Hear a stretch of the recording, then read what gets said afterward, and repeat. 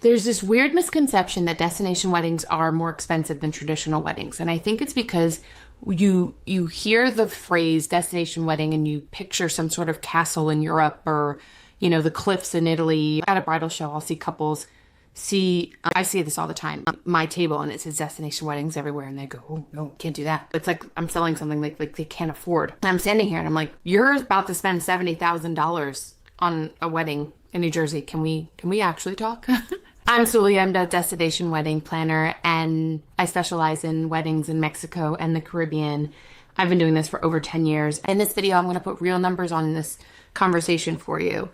What traditional weddings are looking like in 2026, what destination weddings actually costs, and where the money goes on both sides. I'm also going to be talking about a trap that a lot of destination wedding couples fall into that can completely wreck their budget if nobody warns them. So make sure you don't click away until you hear that. Okay, so what are the real numbers side by side? In my area, New Jersey, New York, Connecticut, Pennsylvania, a traditional wedding right now is averaging between $65,000 and $75,000.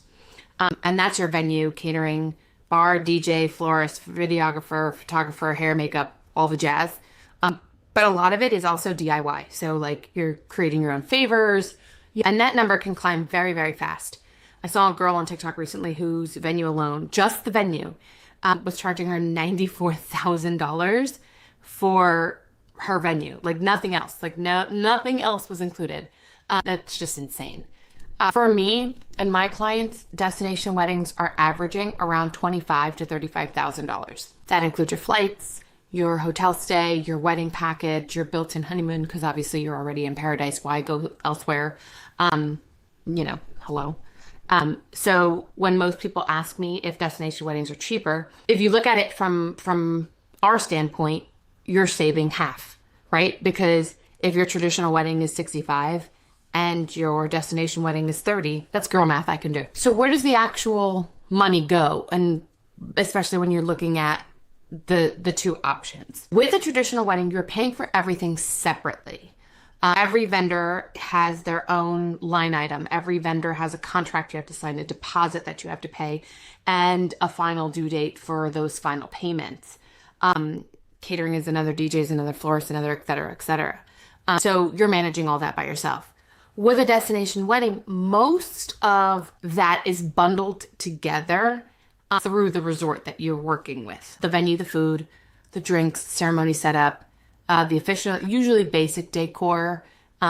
It comes as a package. At my own wedding, I totally forgot transportation. Like I had this big behind nonsense. It wasn't nonsense. It was actually gorgeous. Ball gown. I actually had my seamstress add more fabric underneath my dress to poof it out even bigger. And then I realized I didn't have a way to get to my venue. So like last minute, we were finding a limo company that was going to be able to fit me and my dress in the limo.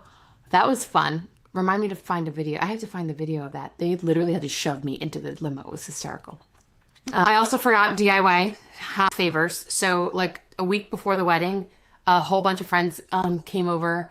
We were standing around my dining room table, and we each had like a little assembly line of little things to put together for my favors. That was a fun. Postage for 150 people adds up. OMG, wasn't expecting that expense. And these are the little things that like you don't realize and that you don't budget for because they just kind of come up as they go.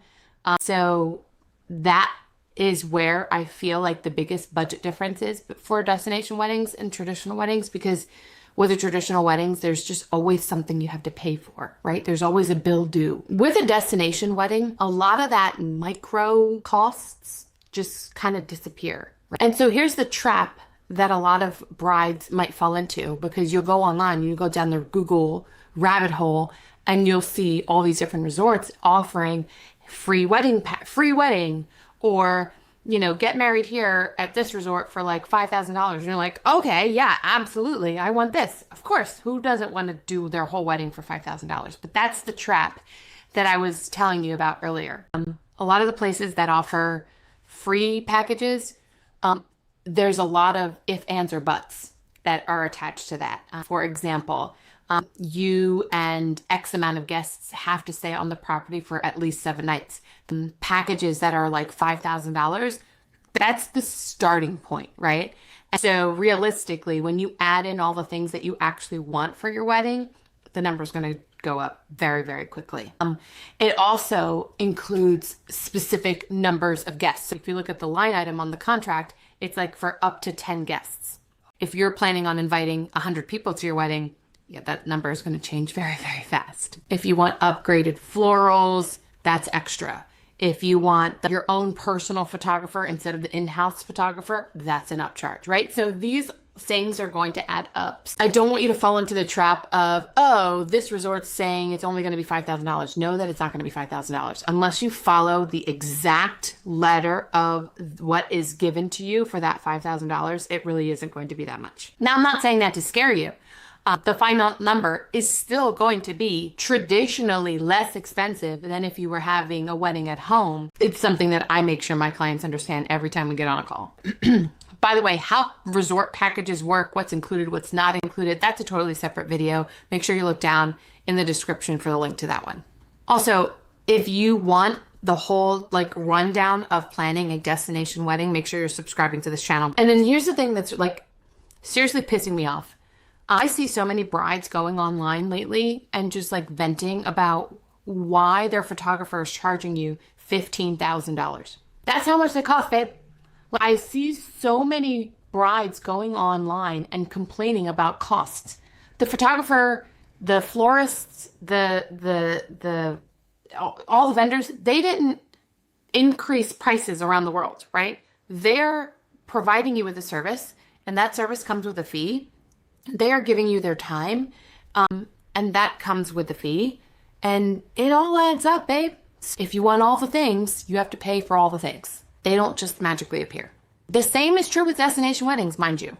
I'm not saying it's this magic pill that's going to give you all the things for free. It works the exact same way. If you want that gorgeous arch for your wedding as the gorgeous backdrop that is filled with flowers, beautiful, love it. Yeah, that's very, very expensive, you know.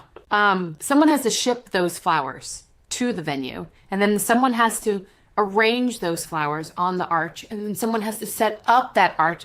Pinterests and mood boards and influencers posting these gorgeous, epic weddings have created this completely unrealistic expectation for most couples. And a bride gets engaged, and she's so excited, and she starts planning, and then she starts pulling inspiration, and then she starts getting the quotes back from these vendors, and she's like, wait. So it's like hitting a wall. Your wedding should be beautiful, and it should be yours, and it should be customized to what you want, but it shouldn't put you in financial trouble.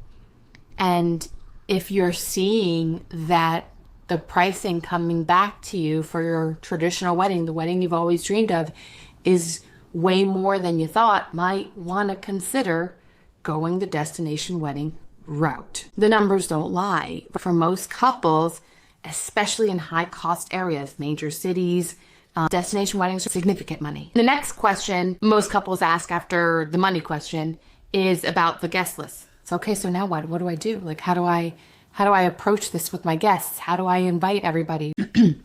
All these questions I will answer in my next video, because I promise you it's not as scary as you think.